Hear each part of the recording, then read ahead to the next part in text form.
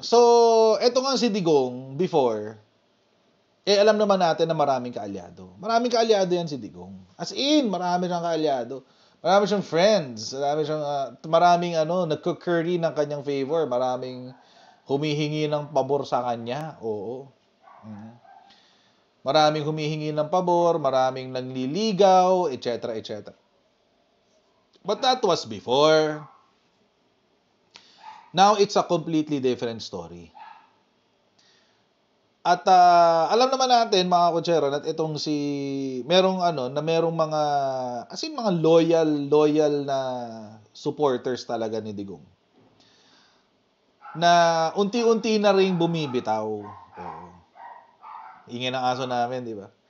Unti-unting bumibitaw sa pagsuporta sa kanya.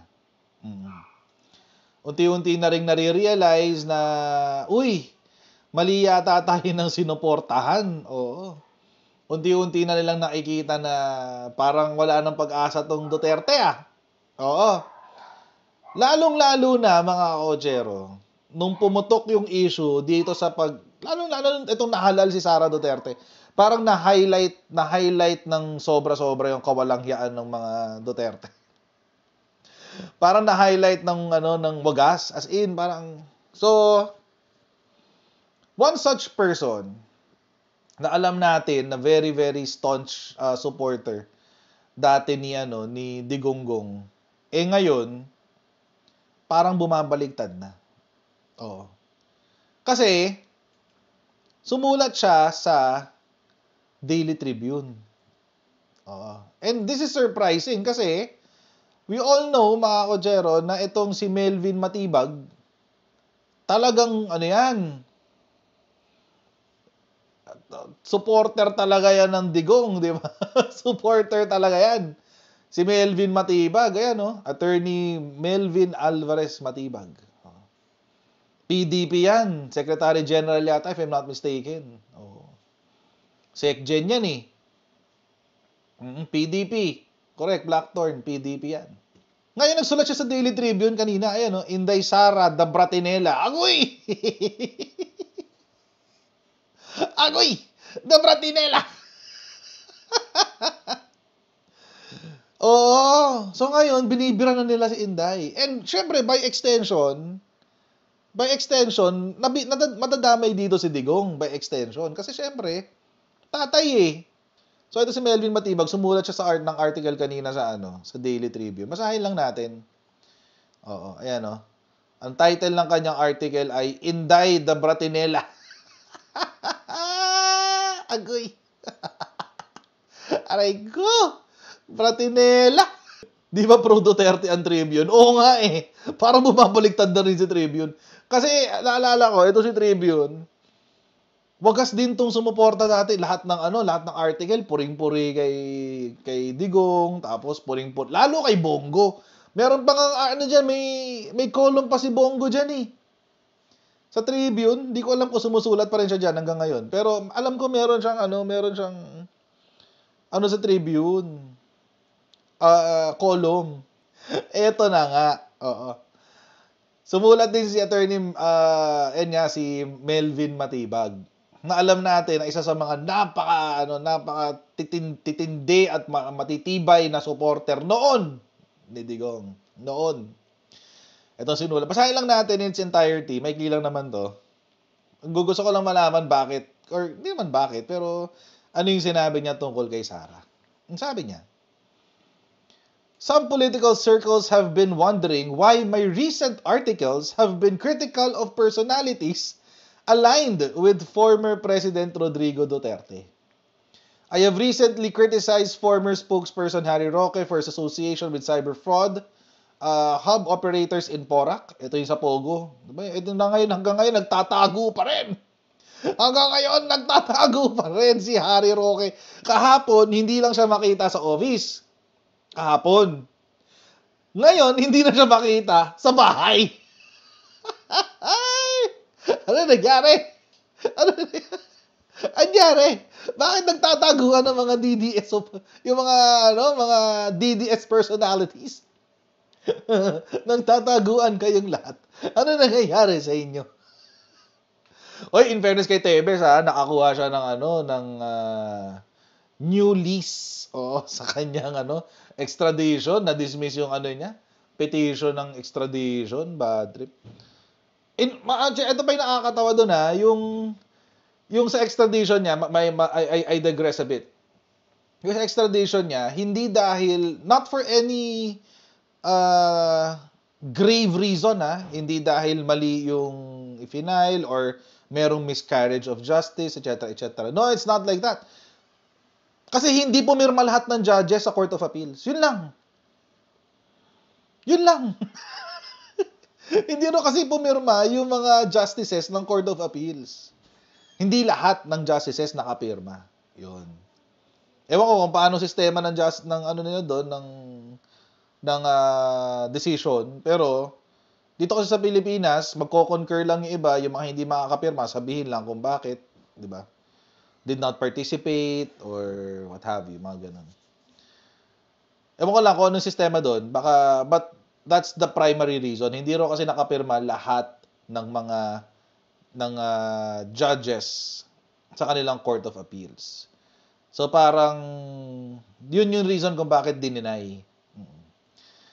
But let's see kung paanong iikutan niya ng ating DOJ kasi sila yung humahawak ng kaso na yun. Anyway, going back. So, ayun na nga, nagtatago na yung mga supporters, no? Yung mga matitinding supporters. And it seems na yun nga yung the clout o yung clout ng mga DDS or impluwensya ng Duterte unti-unti nang kumukupas. Kumukupas na, guys, kumukupas. Kasi ikaw pa namang makitaan mo ng iba't ibang levels ng corruption. Sasabihin niya anti-corruption siya. Not even a whiff of corruption. Kapag nakaamoy ako ng konting corruption diyan, tatanggalin ko yan. Heads will roll. Ano nangyari kay Duque? Wala, andun pa rin. Mula hanggang matapos ang termino ni Digong, nakailang kapalpakan na si Duque, hindi siya natanggal. O anong ngayon na nangyari? Ang sabi ni Digong, tiwala ako sa kanya, hindi korap yan. 2 years later, maglalabas ng statement ang Sandigan Bayan, ang Ombudsman, may kaso na siya sa Sandigan Bayan alleging that he has committed graft and corruption. Akala ko ba not even a whiff? Yung kay Duque, it's not just a whiff. It's a stench. It's a stench of corruption na hindi pinansin ni Digonggong. Yung sa Pogo, nagkakabayaran pala left and right. So mga kochero, nakaka-disillusion. Nakakawalang gana sumuporta kay Duterte. Tapos meron pang war on drugs, nandiyan pa yung issue ng kanyang pagiging makapili sa China, etc., etc. So, nakakawalang gana sumuporta kay Duterte. In any way, shape, or form. Sabi ko nga sa inyo kapag hanggang ngayon sumusuporta ka pa rin kay Digong, sinuko mo na ang 3 bagay. Sinuko mo ang iyong moralidad, sinuko mo ang iyong logic, at sinuko mo ang iyong common sense. And recently, si Sara, dumadagdag doon sa mga bagay na ikasisira ni Digong. Most recently, itong inakto niya sa House of Representatives. Most recently. Sabi, balik tayo kay Matibag. Diyan sa article ni Matibag. Sabi, I have recently criticized, tapos I have also written about the penchant of Vice President Sara Duterte for confidential funds and her allergy to accountability. Mga kotsero, ito si Melvin Matibag, isa sa mga nagtatanggol ito kay Digonggong dati, tsaka kay Sara Duterte. Ngayon, very scathing ang mga comments. Oo. During the incumbency of President Duterte, I served him well. All in fairness. Totoo naman yun. As in, loyal talaga siya kay Digong. I followed his instructions and never placed him in precarious situations. Before the end of his term, I even supported the continuity of his peace and order and infrastructure programs. Okay, so 6 years. Okay, in the 2022 national elections, I was with the PDP Laban and stayed with it even though we did not have our own candidates. Kahit na wala silang kandidato, nanatili siya sa PDP. The party did not want to go head-to-head with Sara Duterte and the Uniteam. Yun. Actually, pag sinabi mong unity team, kasama na doon si Sara Duterte. So, kapag with Sara Duterte and the unity team, parang parang Josie and the Pussycats. Parang Josie and the Pussycats. Di ba? Parang ganun eh. Parang ganun yung dating eh. Parang meron kang celebrity na star, tapos yung iba mga backup singer mo na lang. Parang ganun. Hindi, si Sara Duterte is part of the unity team. Dalawa sila dyan. Walang unity team kung walang Bongbong Marcos. So, it's either you say unity team or Sara Duterte lang. But anyway, we instead supported them, sabi niya, sa PDP laban. Sinuportahan daw ng PDP laban. At sinuportahan daw nila si Sara Duterte at Harry Roque, who were on stage with then candidate Bongbong Marcos. PDP was relegated to the sidelines. Naisang tabi daw sila. Ito yung gusto kong parte ng kanyang sinulat. Sabi, when Sara Duterte did not get the position she wanted to control, she acted like the spoiled brat that she is. She announced to the public that she preferred the national defense portfolio, but she did not get it. Naalala niyo yun? Di ba sinabi niya, gusto ko maging... hindi pala siya nag-announce. If I'm not mistaken, ang nagsabi noon si PBBM, tapos nung tinanong siya, umuo siya. Parang ganun. Oo. Kasi si PBBM nagsabi noon eh, parang ang gusto yata ni Sara sa Department of National Defense. Parang ganun. Alala ko noon eh. Oo. Pero hindi niya nakuha. Buti na lang si Secretary Gibo ang nakakuha ng Department of National Defense. Kung hindi, baka sunod-sunuran na naman tayo kay China. Oo, kung si Sara Duterte. So hindi niya nakuha. Napunta siya sa DepEd. She wanted her preferred candidate as Speaker of the House. Sino ba yung kanyang preferred candidate? Sino nga ba ang kanyang preferred candidate?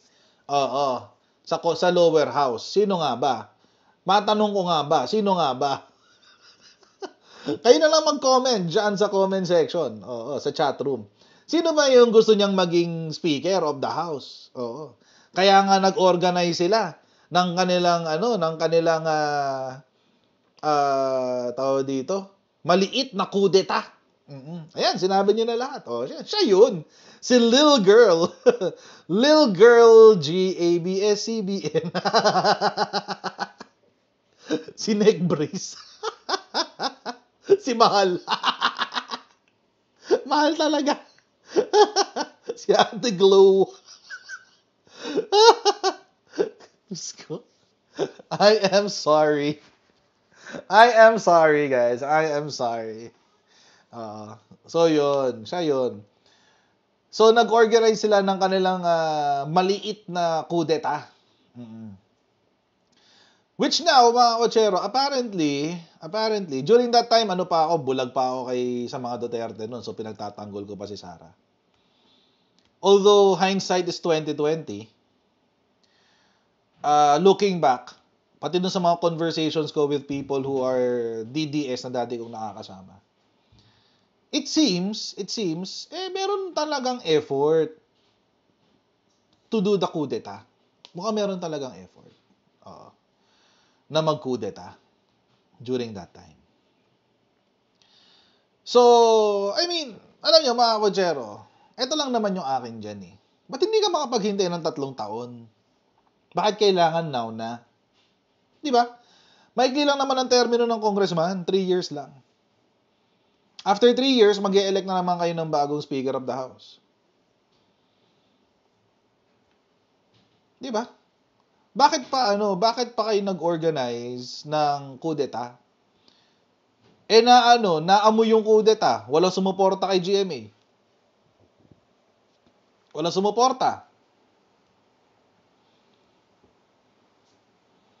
Di tapos ang boxing ni Sara at saka ni GMA.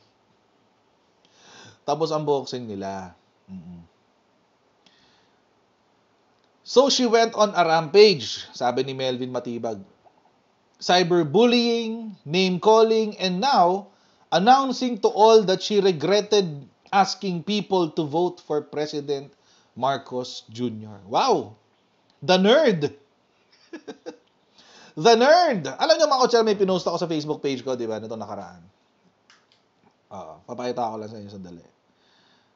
Nakita niyo na ba to?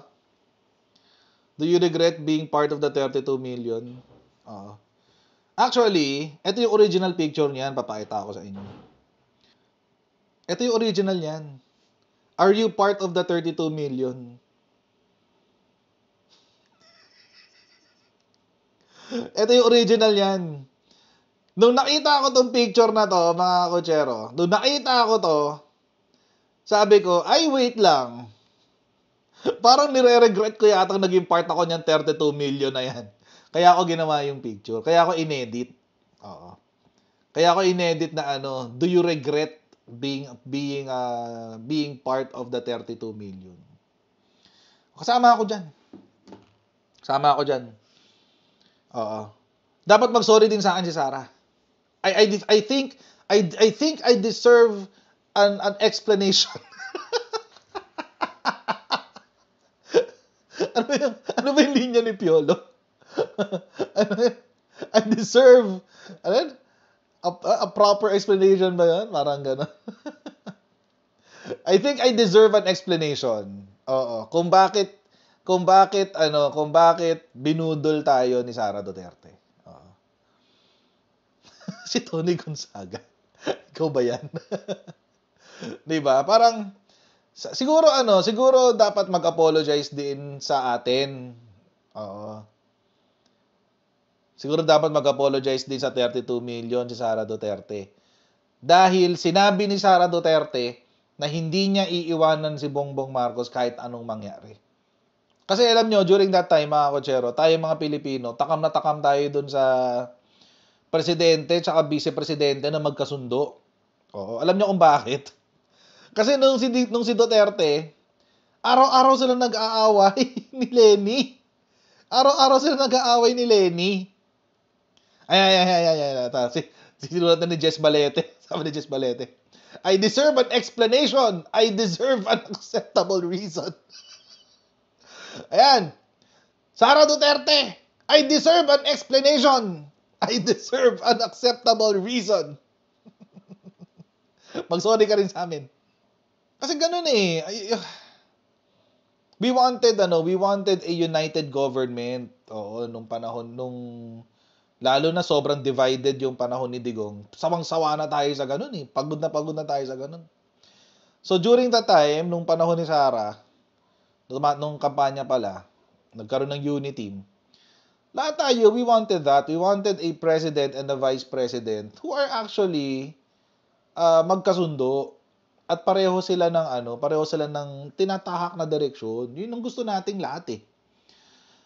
Tapos all of a sudden, biglang may ganitong drama si Sara Duterte. 'Di ba? Parang WTF naman.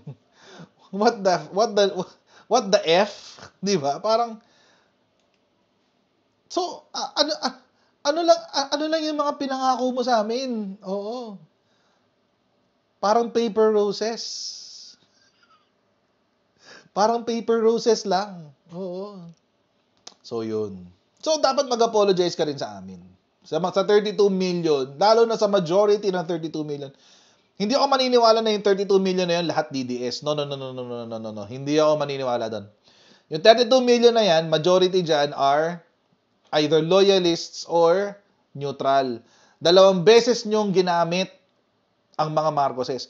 Ang mga Duterte, 2 beses ginamit ang pangalan ng mga Marcoses para makatungtong sa national scene. Una, nung panahon ni Digonggong, 2016 national elections, kaya nanalo si Duterte, yung tatay, dahil kay Amy Marcos. First time. Second time, kaya nanalo si Sara Duterte dahil sa majority vote ng mga loyalista na nakinig kay Bongbong Marcos na iboto siya. Now we regret it. Voters regret. So hindi ako naniniwala na DDS yung mga yun. No. This is because Inday Sara is a real Bratinela. Batinera daw talaga. Bratinela. Batongera daw talaga. Uy, by the way, merong napanood na video ni Sara. Nung mayor pa siya. Yung sinuntok niya yung sheriff. Oo. Kasi ako kasi hindi ko napanood yung video eh. Tagal-tagal na, 2011 pa, di ba? Never ko napanood yung video. Pero alam ko yung kwento kasi syempre nababasa ko, etc. etc. First time ko mapanood yung video kahapon. Alam niyo what made it worse? Masama na nga na sinuntok niya yung sheriff. Masama na yun eh. Na inumbaga niya yung sheriff. Ilang beses sinuntok? 3 beses. Buti nga, marunong umilag yung sheriff eh. By the way, wag ko natin kalimutan. Ang court sheriff is an officer of the court. Kung ano man ang ginagawa niya, doon, sa lugar na yun, kung nagpapaalis siya ng squatter, legal yun. Hindi ko illegal yun. Hindi ko illegal yun. Legal na legal yun. Court ordered yun eh. Ang nakikita lang kasi natin, yung sinuntok ng 3 beses, yung una. Ay, kahapon nakita ko. Hinabol pa pala ni Sarah. Pinadampot pa niya sa mga security guard niya. Pinadampot niya. Naka-brown na polo shirt yata yun. Pinadampot niya. Sabi, kunin niya yan. At pinadampot yung sheriff. Wala ka nang karapatan gawin yun, number 1. Wala ka nang karapatan gawin yun. Number 2, pinadampot mo pa. Adding insult to injury. Pinadampot. Hanapin niyo yung video. Nakita ko lang kahapon sa TikTok eh. Hindi ko na-save eh. Alam mo, Dance TV, totoo lang, question ko rin yan. Inisip ko yan kagabi. Paano hindi na-disbar si Sarah dito? Lumipat na raw ng Manila yung sheriff. Yun ang kwento sa amin ng mga professor ko sa law school. Pagkatapos daw nung nangyari na yun, natakot siya sa buhay niya kasi Duterte yung nakalaban niya. Umalis siya. Bumiwat na siya ng Manila. Power trip talaga. Power trip. Tapos ang palusot ni Sarah, hindi ro kasi siya inintay. Gusto raw niya, kausapin muna yung court sheriff. Gusto raw muna niyang pakiusapan kung pwedeng i-extend. But alam niyo mga kotsero, kung gusto niyang gawin yun, gawin niya sa court. Mag-file siya ng motion or mag-file siya ng pleading sa court. Kasi court-ordered demolition yun eh. Grabe yung power trip. Sobra. Ang lala. Ang lala. So, kaya Bratinela, kaya ko lang, alala ko lang kasi nabasa ko yung word ng Bratinela. So, for 6 years of her father's incumbency, she was spoiled with confidential funds as mayor of Davao. While her father, in her last year as mayor of Davao, got only 130 million, Sarah was averaging 450 million during the pandemic years. Oh my God! Imagine, naalala nyo before yung sinabi ni Stella Kimbo? Mas mabilis pa niyang gastusin yung confidential funds kaysa dun sa regular funds niya. A few years back, she maneuvered the ouster of her father's own party mate, Davao Representative Pantaleon Alvarez, as Speaker of the House in favor of then Pampanga Representative Gloria Macapagal Arroyo. It was no less than President Duterte himself who admitted it. Totoo naman, sinabi talaga ng digong yan. Be careful with that woman. She can oust even a speaker. She operated in Davao, sabi niya. It was last year that they attempted another coup, this time against Speaker Martin Romualdez. When she and her political allies didn't get the numbers to make it happen, she resigned from Lakas Party, where she was chairman because she claimed she cannot be poisoned by political toxicity. Paano kung saan yun nanggagaling yung political toxicity, di ba, Sara Duterte? Sana napapanood niyo yung mga videos natin. No? Paano pag sa'yo nanggagaling yung political toxicity? Tulad dun. Nagpapatanggal ka ng mga House Speaker as if you are functioning as the President of the Philippines. That is exactly the pattern of behavior of a Bratinela. Blame others for your own incompetence.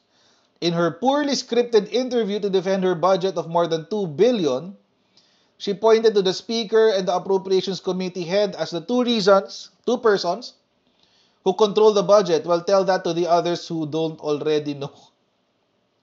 Alam na natin lahat yan. Buong Congress ang may alam ang dyan. Nag-uusap tungkol dyan sa budget. Of course, Congress has the power of the purse. This is in the Constitution. That's why she salivates to control the Speaker. The same way she controlled the speakership in the persons of GMA and Lord Alan Velasco when she was the first daughter. After realizing her power plays have been ineffective, di umubra sa Marcos admin. Imagine mga kotsero kung nakuha din ni GMA yung posisyon, na speaker. Tapos may ganitong drama. PBBM could be impeached anytime. Anytime. Yung speaker GMA. Alam nyo, mga kotsero, meron pang ako narinig na chismis. Chismis pa lang naman. Di naman to fact. Pero may nagkwento lang sa akin. Na nung panahon ng eleksyon, ayaw talaga ni GMA kay PBBM, napilitan lang siya. Gusto talaga niyang tumakbo presidente si Sara. Kaso, ayaw ni Sara Clash on choice. So, ngayon, the second hope is to impeach PBBM para ma-install si Sara as president. Doon sa agreement na yon, mukhang hindi tumanggi si Sara. Bakit? Tinrabaho nila yung speaker. Kasi kung tumanggi siya, kung hindi siya involved doon at ayaw niyang makialam sa ganong klaseng sistema, di sana, hindi siya aalis ng lakas CMD. Hindi rin niya tatalikuran si PBBM. Kaso hindi Kabaliktaran yun nangyari. Iniwanan niya si Lakas, tinalikuran niya si Lakas CMD, at nakisama siya sa distab. She resorted to the narrative of political instability to destroy the incumbent president by questioning his fitness to rule. Fitness to rule, ibig sabihin, kulta ka sa drugs, hindi ka makapag-isip ng maayos. Hindi ba yun yung kwento nila? Ng mga DDS. So apparently, according dito sa article ni Attorney Melvin Matibag, mukhang si Sara pala ang author nun. Mukhang strategy pala ni Sara to. Kasi yun yung pagkaka-frame nung statement ng paragraph After realizing, nung naisip niya na hindi uubra yung kanyang power play sa Marcos administration, ay inumpisahan niyang siraan ang current president na si PBBM sa pamamagitan ng pag-question ng kanyang kapasidad na mamuno. And isa lang naman yung iniisip natin dyan Pag yung capacity or questioning the fitness to rule, isa lang naman iniisip natin dyan Pagdating dyan, ang lagi sinasabi ng mga DDS, di ba? Adik yan, hindi pwedeng mamuno yan, adik yan mamaya kung saan tayo dalhin. Dali pa lang mabasa ni Sara, no? Obviously, the leaders of Congress want to scrutinize her budget and how she might spend it since she is fanning political instability. Only recently, we found on her social media giving pulveron to a school kid saying that pulveron is tasty and addictive. This is the kind of thing she is good at, yung mga parinig. Her allies, Harry Roque, Maharlika, Jonathan Morales, Cathy Binag. So,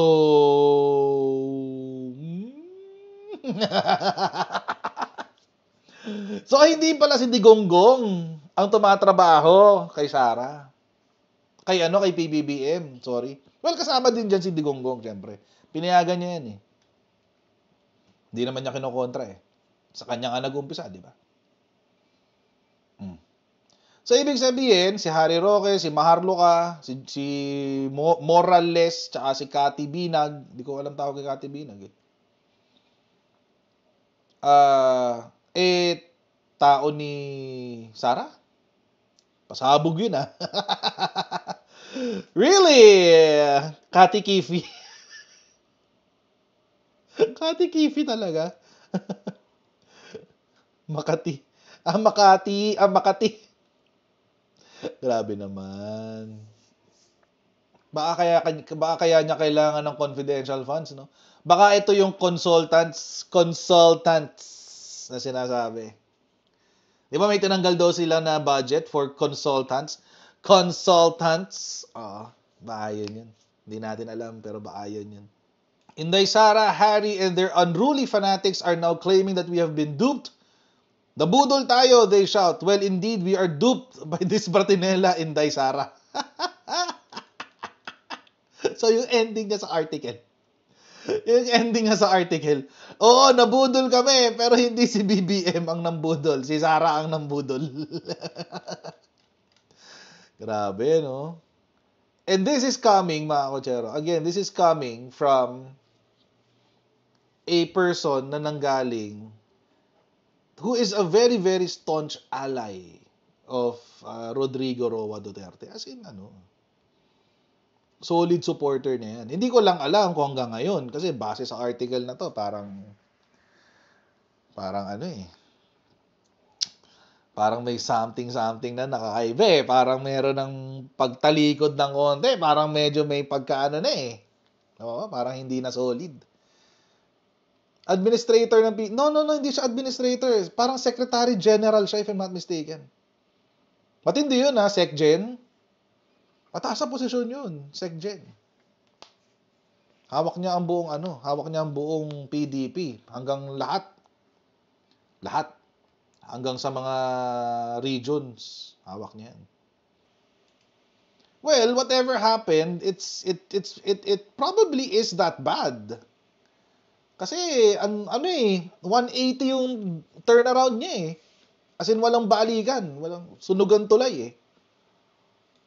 It could have been that bad, hindi ko alam. Pareho kami ng reason, pareho kami na disillusion sa digong kay Duterte.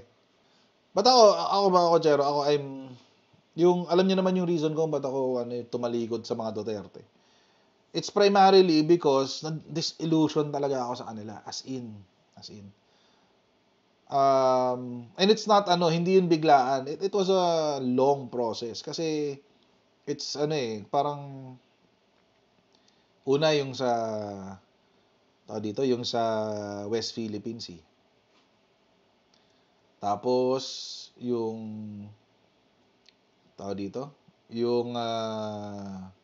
although yung confidential funds, pinagtatanggol ko si Sara doon, pero partially, napapatanong din ako, bakit nga ba, baka mali din nga talaga ng gamit sa confidential funds, no? Tapos, ang pinakahuli talaga, yung talagang nagtulak sa akin para tumalikod, is nung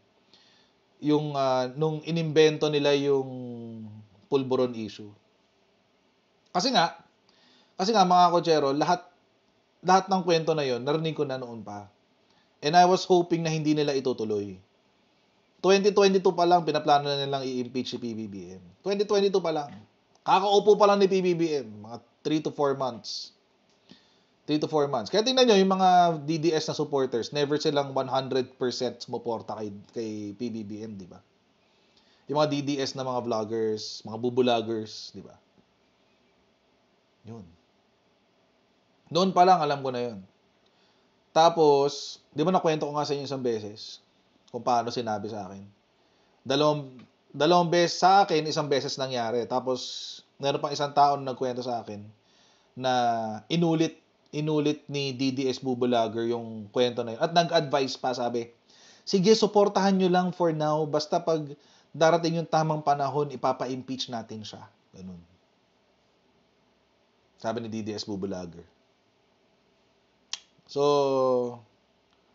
that was around November or December ng 2022. See, 2022 pa. 2022 pa.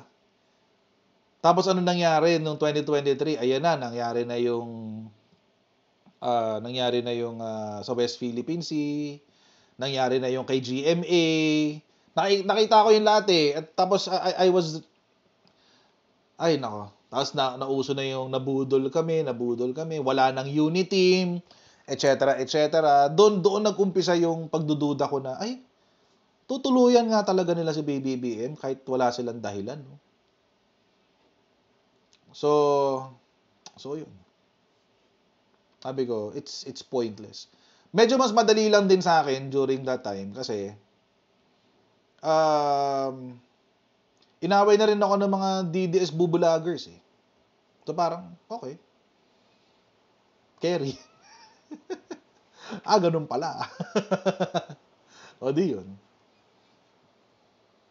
Naging mas madali. Kasi I have nothing to lose. Wala na akong friendship na maiiwan, so madali.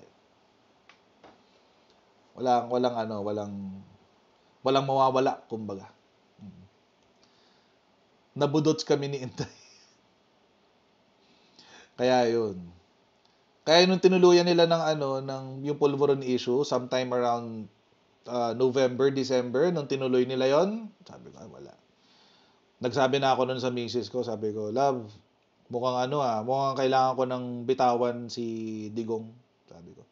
Mukhang hindi ko na kayang suportahan pa si Duterte. Hindi ko maatim tong huling ginawa nila. Masyado ng imbento. Kaya alam nyo, mga kochero, hindi na lang kokonti ang nadidisillusion kay Digong sa mga kay Sara.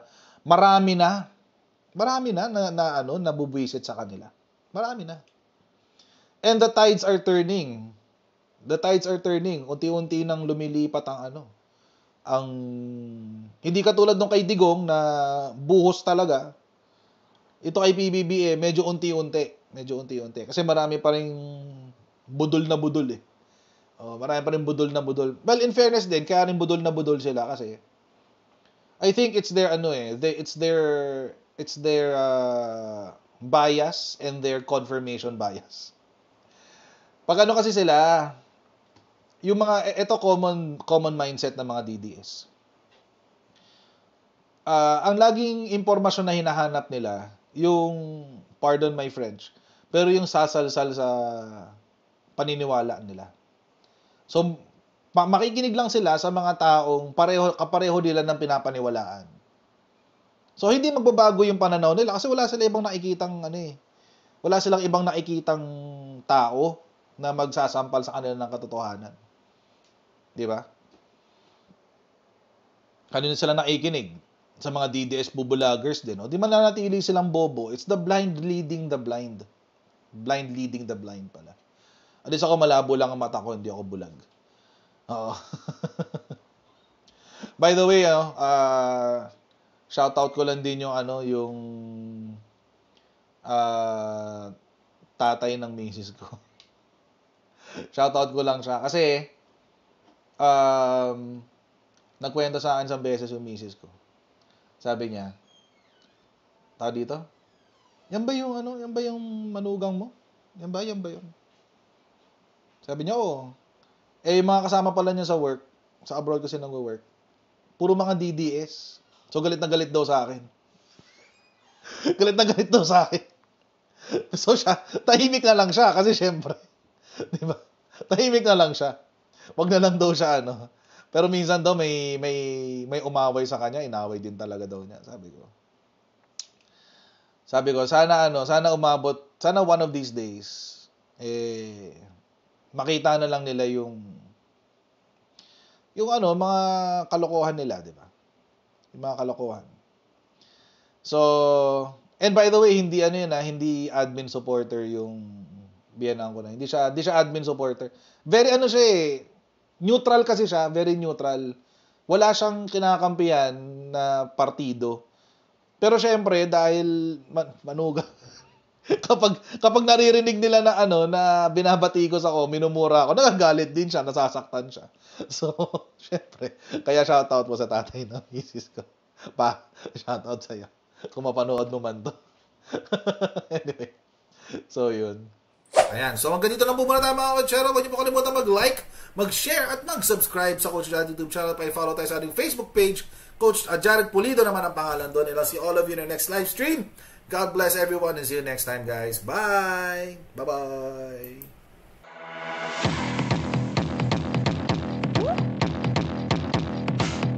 Pag ganun, huwag natin gawing tanga mga Pilipino. Mas maganda kasi nasa lugar ka ng tama kaysa yung pinipilit mo yung pagkakamali.